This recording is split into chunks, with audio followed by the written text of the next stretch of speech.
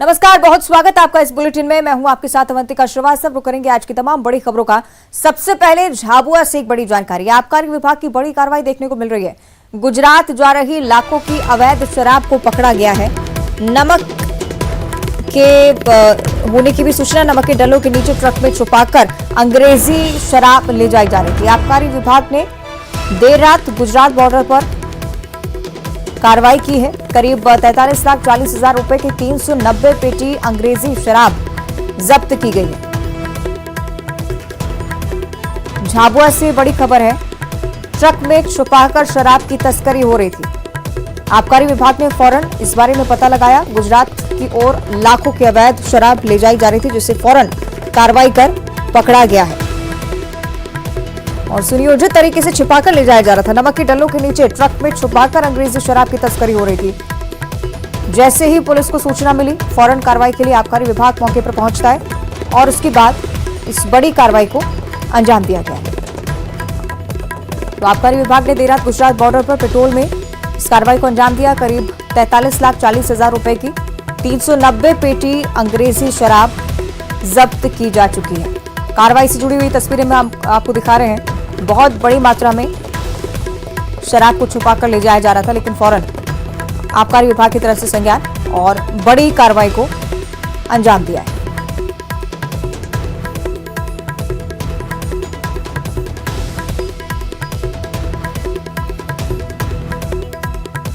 सहयोगी वीरेंद्र हमें ज्यादा जानकारी देंगे। वीरेंद्र, विस्तार से जानकारी इस कार्रवाई को लेकर। देखिए, ये आबकारी विभाग को मुखबिर से सूचना मिली थी कि पिटोल बॉर्डर पर एक ट्रक है जिसमें नमक की डलिया ऊपर रखी हुई, लेकिन नीचे एक चेंबर बनाया गया है और शारती तरीके से इसमें नीचे शराब छुपाकर, अंग्रेजी शराब छुपाकर गुजरात ले जा रही।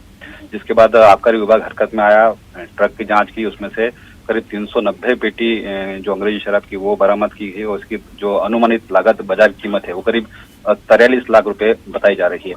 तो आबकारी विभाग की बड़ी कार्रवाई है। आने वाले समय में जब विधानसभा चुनाव आने वाले हैं, उसको लेकर ये बड़ी कार्रवाई की गई है। जो गुजरात शराब जारी थी उसको बड़ा जखीरा आबकारी विभाग ने पकड़ा है। ठीक है, बहुत शुक्रिया आपका वीरेंद्र इस जानकारी के लिए। फिलहाल उज्जैन से अगली बड़ी खबर, जहां बस ने महिला को कुचला है। मौके पर ही उस महिला की जान जा चुकी है। बस का पहिया महिला के ऊपर चढ़ गया। ऑफिस से घर जाते समय महिला के साथ ये दुर्घटना घटी है। हादसे का सीसीटीवी फुटेज भी सामने आई। तस्वीरें आप देखिए, डरा देने वाली तस्वीरें। चामुंडा माता मंदिर चौराहे की पूरी घटना। चूंकि अब पुलिस ने भी संज्ञान लिया है, तो आरोपी ड्राइवर की भी तलाश की जा रही है, क्योंकि लापरवाही पूर्वक एक तरफ सिग्नल तोड़कर बस को आगे ले जाता दिखा ये ड्राइवर। हादसा होने के बावजूद उसने बस नहीं रोकी। ड्राइवर अभी भी फरार बताया जा रहा है। पुलिस लगातार उसकी तलाश में जुटी हुई और साथ ही ये तस्वीरें भी चौंका देने वाली। किस तरह से महिला की टक्कर होती है और अचानक से बस के पहिए के नीचे महिला आ जाती है।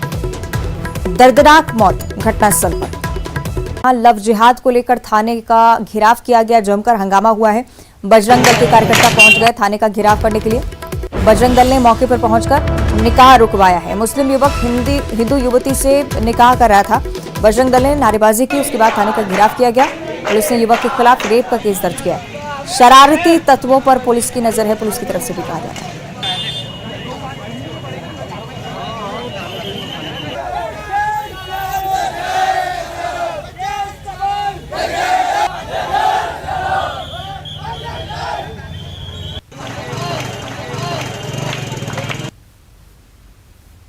मुरैना की आगे बात करेंगे, जहां गुंडा टैक्स नहीं देने पर मारपीट की गई है। होटल संचालक से गुंडों ने मारपीट की।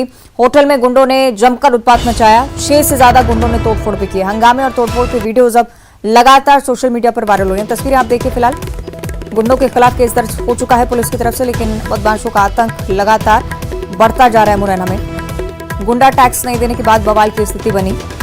संचालक से भी मारपीट, आसपास जितने भी कर्मचारी मौजूद थे उनके साथ भी मारपीट हुई है। होटल में तोड़फोड़ की गई।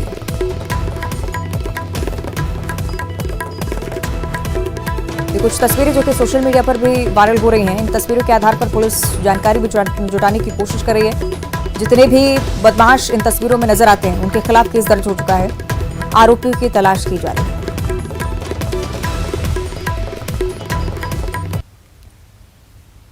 आगे बढ़ते हैं। ग्वालियर से अगली बड़ी खबर है। हजीरा इलाके में आग लगने की सूचना सामने आई। सिविल अस्पताल के पास बनी दुकान में अचानक से आग लग गई। कपड़े की दुकान थी और 5 दुकानें एक साथ इस आग में जलकर राख हो गई। फायर ब्रिगेड की टीम ने आग पर काबू पाया। आग लगने से सभी व्यापारियों का लाखों का नुकसान होना सामने आया है। तस्वीरें आप देखिए, कपड़े की दुकान में आग लगी थी, धीरे धीरे कर आग धधकती चली गई और अन्य 5 दुकानों को भी अपनी चपेट में ले लिया। आग इतनी भयावह कि इस पर काबू पाने में भी घंटों की मशक्कत फायर ब्रिगेड टीम को करनी पड़ी और इसलिए बहुत ज़रूरी था कि समय रहते काबू पाया जाए, क्योंकि बाजारी इलाका अजीरा।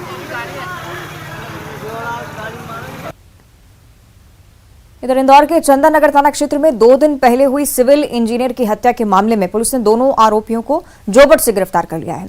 फॉर्च्यूनर गाड़ी से जा रहे सिविल इंजीनियर अतुल जैन की रॉन्ग साइड से आ रही एक्टिवा के साथ टक्कर हुई। इसके बाद सवारों के साथ बदमाशों की कहासुनी हो गई। इस पर बदमाशों ने चाकू से हमला कर इंजीनियर को मौत के घाट उतार दिया। पुलिस ने आरोपियों को पकड़कर क्षेत्र में उनका जुलूस निकाला, उठक बैठक लगवाई और इस दौरान बदमाश लोगों से माफी मांगते हुए भी दिखे। हमारे थाना क्षेत्र में एक हत्या की घटना घटित हुई थी। इसमें 2 युवकों ने फॉर्च्यून सवार एक व्यक्ति का चाकू मारकर हत्या कर दी थी। अज्ञात में प्रकरण दर्ज किया गया था। उसमें विवेचना के आधार पर 2 अभियुक्तों को हम लोगों ने गिरफ्तार किया है। दुर्ग की आगे बात करेंगे, जहां डेंगू का डंक लगातार लोगों को डरा रहा है। शहर में इसी तरह की स्थिति अलग अलग जगहों पर नए मरीज सामने आ चुके हैं, 9 जिनकी संख्या है। भिलाई टाउनशिप में 6 और मरीज निकलकर सामने आना लगातार हालात कितने गंभीर है दर्शाता है। 5 मरीजों का इलाज पहले ही चल रहा है। डेंगू की चपेट में एक डॉक्टर भी आ चुके हैं। जिले में डेंगू मरीजों की संख्या बढ़कर 78 हो गई है। सहयोगी मिथिलेश ज्यादा जानकारी देंगे। मिथिलेश, आंकड़ा लगातार बढ़ता जा रहा है, क्या जमीनी हकीकत?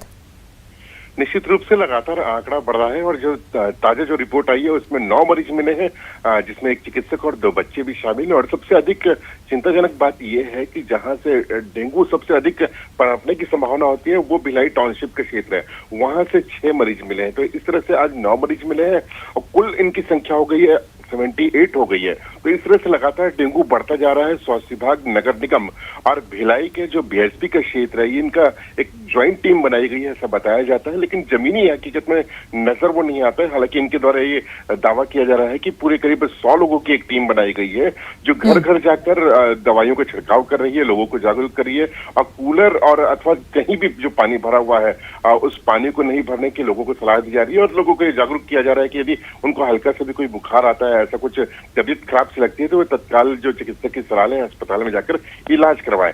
ये इस तरह से। लेकिन जिस तरह से मौसम बिगड़ा हुआ है, ये सबसे बड़ी चिंताजनक बात है, क्योंकि जो दवाइयों को छिड़काव होता है वो रुक नहीं सकता, बारिश यदि होती है तो। और यही मौसम जो होता है, डेंगू सबसे अधिक पनपने का खतरा होता है। और यही वजह है कि लगातार जो है वो डेंगू के मरीज मिल रहे हैं। एकदम गंभीर होके शासन प्रशासन को इसमें ध्यान देने की आवश्यकता है, क्योंकि डेंगू को फिर बढ़ने में समय नहीं लगेगा। फिर बिल्कुल बहुत जरूरी कि समय रहते नियंत्रण पाया जाए। मिथिलेश, आप बने रहेगा हमारे साथ, आगे भी अब चर्चा करेंगे। और दुर्ग से अगली बड़ी खबर है, जहां मंदिर से हनुमान जी की मूर्ति चोरी हो गई है। मूर्ति के साथ गदा भी चोरी हो चुका है। पुलिस ने मामला दर्ज किया है। कुरूद के हनुमान मंदिर की घटना बताई जा रही है। जामुल थाना क्षेत्र का ये पूरा मामला है। मिथिलेश लगातार हमारे साथ जुड़े हुए। मिथिलेश, जानकारी इस वारदात को लेकर?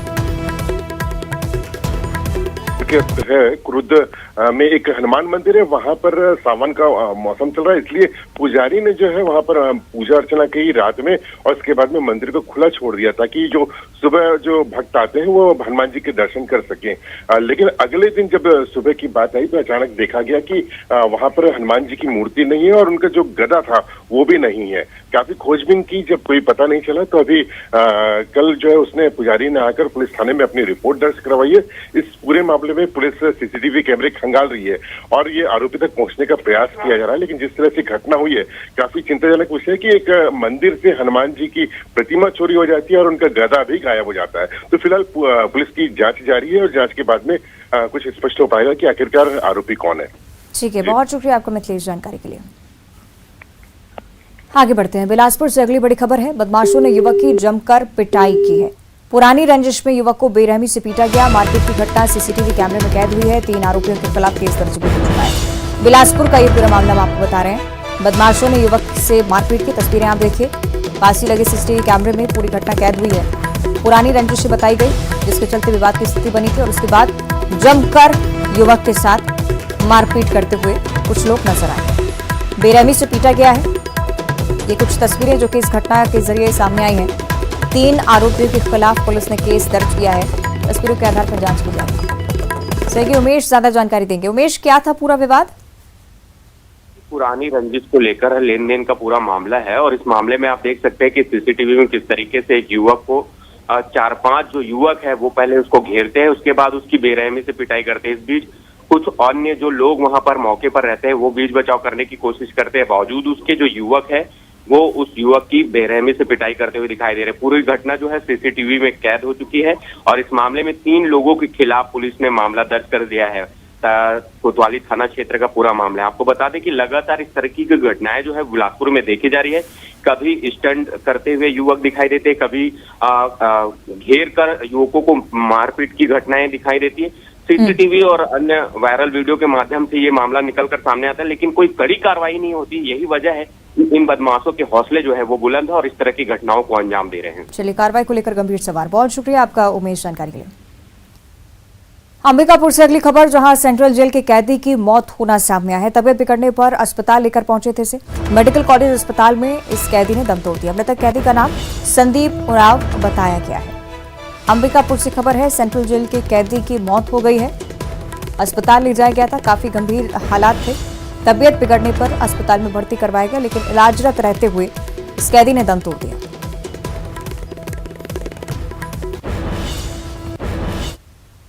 और छत्तीसगढ़ में हुए कथित कोल स्कैम को लेकर ईडी की ओर से हाईकोर्ट में रिट पिटीशन क्रिमिनल दायर की जा चुकी है। जिन्हें आरोपी बनाया गया है उनके खिलाफ विधिवत कार्रवाई की मांग भी है। स्पेशल कोर्ट रायपुर में अभियोजन परिवाद दायर किया गया। परिवाद 280 पन्नों का है। अभियोजन में 11 लोगों को अभियुक्त बनाया गया है। 2 कांग्रेस विधायकों को आरोपी बताया गया है। विधायक देवेंद्र यादव और चंद्रदेव राय का नाम इसमें शामिल है। रायपुर की अदालत में रानू साहू के खिलाफ चार्जशीट पेश की गई। स्कैम को अग्रिम जो हमारा इन्वेस्टिगेशन आगे चल रहा था, उस इन्वेस्टिगेशन को आगे बढ़ाते हुए हमने निखिल चंद्राकर और रानू साहू जो कि IAS अधिकारी हैं उनकी गिरफ्तारी की थी। और गिरफ्तारी करने के बाद आज उनके विरुद्ध हमने उनके और 9 अन्य के विरुद्ध, निखिल चंद्राकर, रानू साहू और 9 अन्य के विरुद्ध एक अभियोजन परिवाद माननीय स्पेशल कोर्ट रायपुर के समक्ष प्रस्तुत किया है। हमारा जो अभियोजन परिवाद है वो लगभग 280 पन्नों का है, लेकिन जो रिलाइड अपॉन डॉक्यूमेंट्स हैं जिनके आधार पर हमने अपना केस को, और इस अभियोजन परिवाद में 11 लोगों को हमने अभियुक्त बनाने के लिए माननीय न्यायालय से प्रार्थना किया है, जिसमें प्रमुख नाम निखिल चंद्राकर, मनीष उपाध्याय जो कि रानू साहू हैं जो तत्कालीन समय में कोरबा कलेक्टर रही थी, उनके हमने लगभग जो प्रॉपर्टी अटैच करके ऑलरेडी रखी हुई है। और उसमें विधायक हैं 2, देवेंद्र सिंह यादव और चंद्रदेव राय, ये दोनों विधायक हैं। ये भी उसमें प्रमुख अभियुक्तों में हमारी प्रोसिक्यूशन कंप्लेंट में हमने उन्हें शामिल किया है। और टोटल अभियुक्तों की संख्या। मध्य प्रदेश की बात करेंगे, जहां आज बीजेपी शासित राज्यों से आए 230 विधायकों का प्रशिक्षण होने वाला है। भोपाल के कान्हापन सिटी में प्रशिक्षण शिविर का आयोजन, अलग अलग विधानसभा सीटों का दौरा भी करेंगे और 20 अगस्त से 26 अगस्त तक दौरा होने जा रहा है। 230 विधानसभा सीटों का सर्वे भी किया जाएगा और सर्वे कर विधायक केंद्रीय नेतृत्व को रिपोर्ट भेजने वाले हैं। प्रशिक्षण शिविर में MP बीजेपी चुनाव प्रभारी भूपेंद्र यादव, राष्ट्रीय संगठन महामंत्री शिव प्रकाश, मुख्यमंत्री शिवराज सिंह चौहान, बीजेपी के प्रदेश अध्यक्ष विष्णु दत्त शर्मा यानी कि VD शर्मा का नाम भी शामिल है। ये प्रमुख नेता लगातार मौजूद है।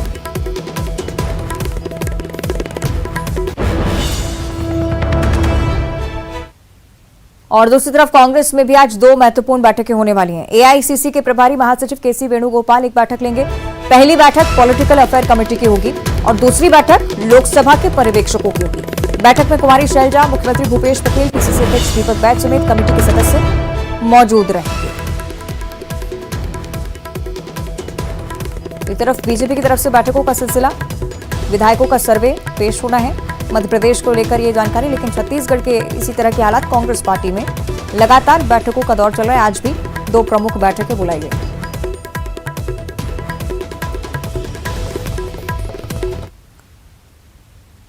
आगे बात करेंगे धमतरी जिले की, जहां बारिश ने बद इंतजामी की पोल खोल कर रख दी है। झमाझम बारिश से शहर के कई इलाके जलमग्न हो चुके हैं। आमापारा इलाके में सड़क पर 3 फीट तक पानी ही पानी। हर साल बारिश के दिनों में जलभराव की स्थिति देखने को मिलती है। हर साल शिकायतें भी होती है, लेकिन अगले साल फिर वही स्थिति। तस्वीरें आप देखिए, धमतरी जिले की तस्वीरें हैं। झमाझम बारिश होने के चलते निगम जो व्यवस्थाएं हैं, बद इंतजामी है, उनकी पोल खुलती हुई आमतौर पर नजर आती है। 3 इंच तक पानी ही पानी भरा हुआ है, निकासी का कोई माध्यम नहीं और हर साल रहवासी बताते हैं कि इसी तरह की समस्याओं का सामना करना पड़ता है।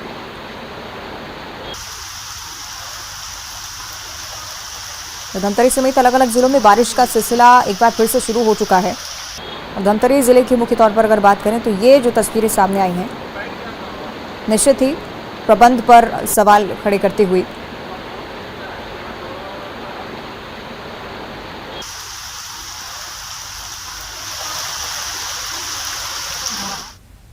और बात करें मध्य प्रदेश की तो यहां पर भी मानसून एक्टिव होता हुआ नजर आ रहा है। प्रदेश के 9 जिलों में अति भारी बारिश का ऑरेंज अलर्ट जारी हो चुका है। 25 से ज्यादा जिलों में भारी बारिश की चेतावनी है। डिंडौरी, जबलपुर, सिवनी, बालाघाट, पन्ना ये तमाम वो इलाके जहां पर ऑरेंज अलर्ट है। नरसिंहपुर, छिंदवाड़ा, मंडला ये वो जिले हैं जहां पर अभी भी मध्यम बारिश होने की उम्मीद है। येलो अलर्ट जारी किया गया है। चंद्रयान अब चांद के कुछ ही कदम की दूरी पर है। प्रोपल्शन मॉड्यूल अलग होने के बाद अब ये सीधे चांद की ओर बढ़ रहा है। सब कुछ ठीक रहा तो चंद्रयान 3 का लैंडर 23 अगस्त को चंद्रमा पर सॉफ्ट लैंडिंग करेगा। इसके साथ ही भारत इतिहास रच देगा। चांद पर सॉफ्ट लैंडिंग कराने वाले चुनिंदा देशों में शामिल भारत का नाम भी होगा।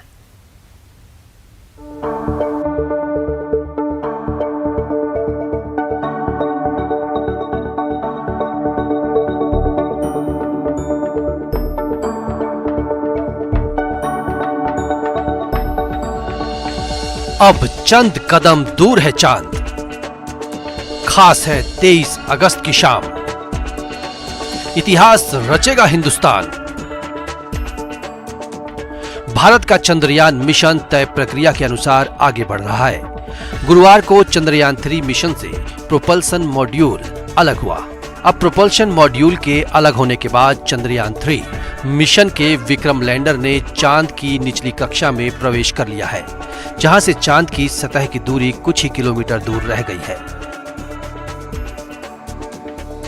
इसरो ने बताया कि लैंडर मॉड्यूल सामान्य तरीके से काम कर रहा है। लैंडर मॉड्यूल ने सफलतापूर्वक डी बूस्टिंग ऑपरेशन किया। इसके बाद अब इसकी कक्षा 113 किलोमीटर गुणा 157 किलोमीटर तक कम हो गई है। दूसरा डीबूस्टिंग ऑपरेशन 20 अगस्त 2023 को लगभग 2 बजे किया जाएगा।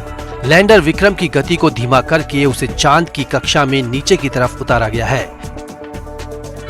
यह प्रक्रिया 20 अगस्त को भी होगी, जिसके बाद विक्रम लैंडर की चांद की सतह से दूरी सिर्फ 30 किलोमीटर रह जाएगी। इसके बाद शाम 23 अगस्त को करीब 5:47 पर विक्रम लैंडर की चांद की सतह पर सॉफ्ट लैंडिंग कराई जाएगी। विक्रम लैंडर की चांद पर सॉफ्ट लैंडिंग कराते ही इसरो इतिहास रच देगा। चांद की सतह पर सफलतापूर्वक सॉफ्ट लैंडिंग कराने वाले चुनिंदा देशों में भारत भी शामिल हो जाएगा। लैंडर और रोवर दोनों ही लैंडिंग के लिए जरूरी ऊर्जा सौर ऊर्जा से हासिल करेंगे। चूंकि अभी चांद पर रात है और 23 तारीख को सूर्योदय होगा, यही कारण है कि चांद की सतह पर लैंडिंग की तारीख 23 अगस्त रखी गई है। चंद्रयान 3 मिशन के तहत इसका प्रोपल्शन महीनों तक चांद की कक्षा में रहकर चांद के रेडिएशंस का अध्ययन करेगा।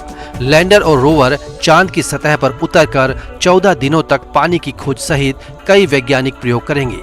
14 जुलाई 2023 को दोपहर 2:35 पर आंध्र प्रदेश के श्रीहरिकोटा के सतीश धवन स्पेस सेंटर से चंद्रयान 3 मिशन को लॉन्च किया गया था। Bureau report, news 18। और इसी के साथ इस बुलेटिन में इतना ही। देखते रहिए न्यूज़ 18।